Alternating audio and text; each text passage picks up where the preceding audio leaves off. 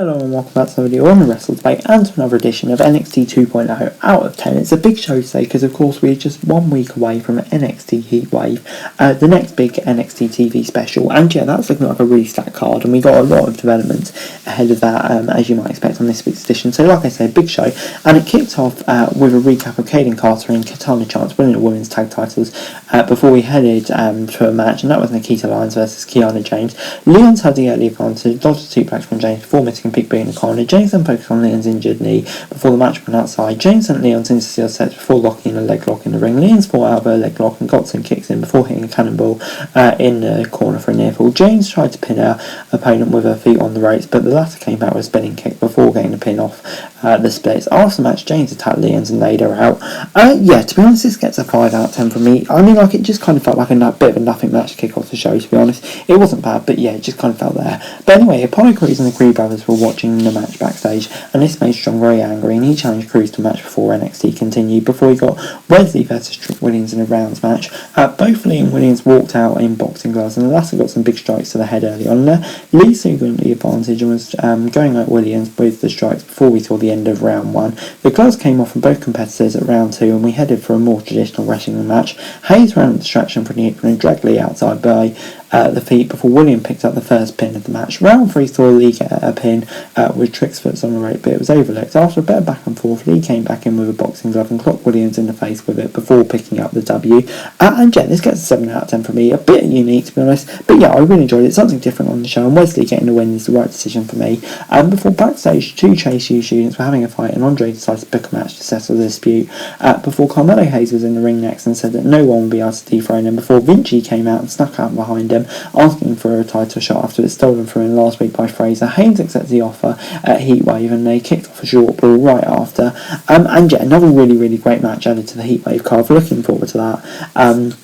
That'll be a great match, and of course with the added influence of Nathan Fraser, that could be really interesting. Before Jaden McDonough called out Bron Breakker, a caveman, in a backstage promo, and yeah, just let us build towards that match. Maybe we'd like to see a bit more, but you know, it is what it is. Still really looking forward to the match next week. But anyway, we headed to our next match, which was Ariana Grace versus Tia Hale. Grace took Hale down early on and slammed her head on the mat before locking a submission move in the middle of the ring. Hale came back with some big moves and got her near fall, off some splashes and a neck breaker. Thea then punched Grace in the face once more, and she was complaining to the ref, but it turned out to be a distraction before Grace got up and kicked Hale down and hit the waistland for the W. And yeah, once again, to be honest, it gets a 5 out of 10 from me. Yeah, it's just another match that kind of felt there that I had really very low investment in. So yeah, I'm going to have to give it a 5 out of 10. Before Cameron Grimes and Solo Sikoa chatted backstage before we headed into the ring for our next match, which was Roderick Strong versus Apollo Crews. Crews had control of the match early on and locked a submission move before sending Strong into the corner. Strong counts a big dive with a drop kick before dropping Crews on the apron. Back after a break, Roddy dropped Crews from the top rope before Apollo tried for a trio of German suplexes, but missed the last one. Roddy then got a back body drop on the apron before locking the sharpshooter. Strong then got the backbreaker in the ring before Apollo came back with his own finisher before picking up the W. And yeah, this gets a 7 out of 10 from me. Really good stuff. Probably 2 of the best wrestlers on NXT at the moment, and they proved it in this match. A great match. Apollo getting the win makes sense as well.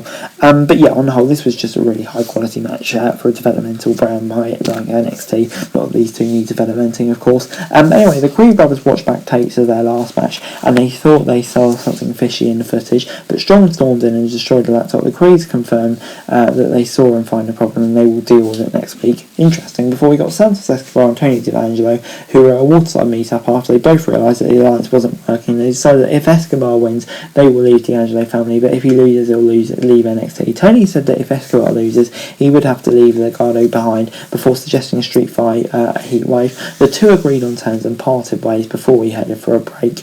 And yeah, interesting. I don't really know why they put this in the first place. To be honest, it just hasn't been promising as I thought it would be. But you know, it's created an interesting stipulation for next week. But anyway, Wendy Chu snuck up on Tiffany in the lockers and turned the lights off for Randy Orton-esque night vision goggles beating off camera. When the lights came back on, Stratton was seen lying on the floor. Who did it? Before we got Pretty Deadly versus Blade and Inofi. Blade took a double team move from Pretty Deadly for a near fall and was isolated in the ring. Deadly then followed up with a double team move on the apron before the NXT UK tag champs showed up at ringside. Inofi came in with a distraction and took control off the distraction before getting near fall on the dive. One of Deadly sent a steel chair into into the ring, but Briggs and Jensen got involved and got rid of the weapon. Amidst the chaos, Pretty Deadly hit Spilt Milk on Inoki, picking up the victory. And after match, Lash Legends attacked Fallon Henry before joining Pretty Deadly. So yeah, I didn't really see that many coming, but that's definitely an interesting one. Add some more things into the into tag women's division. So yeah, interesting to see where that goes. But on the match itself, it was okay. I'll give it 6 out of 10. Toxic Attraction then got a sketchy video promo before Apollo Crews was confronted by Grayson Waller, but the Australian backed off really fast when Apollo said he was ready to fight any time.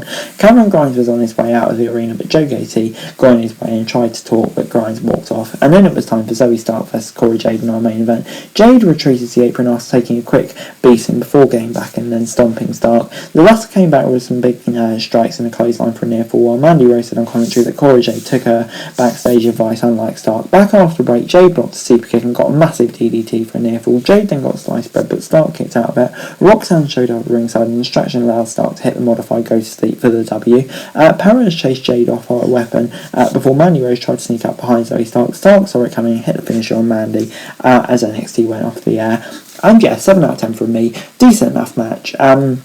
It was kind of a hard one to book given all the contents. Wouldn't like to see Cora lose, but I guess Zoe Stark couldn't really lose. So yeah, maybe it could have been back at a different time. But on the whole, I'll give it a 7 out of 10. It was decent, so I set out the match for next week well. So yeah, solid enough main event. Overall, NXT this week gets a 6 out of 10 from me. Yeah, to be honest, I kind of found it a bit of a mixed episode of NXT this week, and there's some bits that were really good, some bits in there that I wasn't a huge fan of. So yeah, a bit of a mixed episode of NXT, but with a developmental brand like that, it's kind of what you expect. So yeah, no real surprises there, but it wasn't a terrible addition at all, really. Solid 6 out of 10.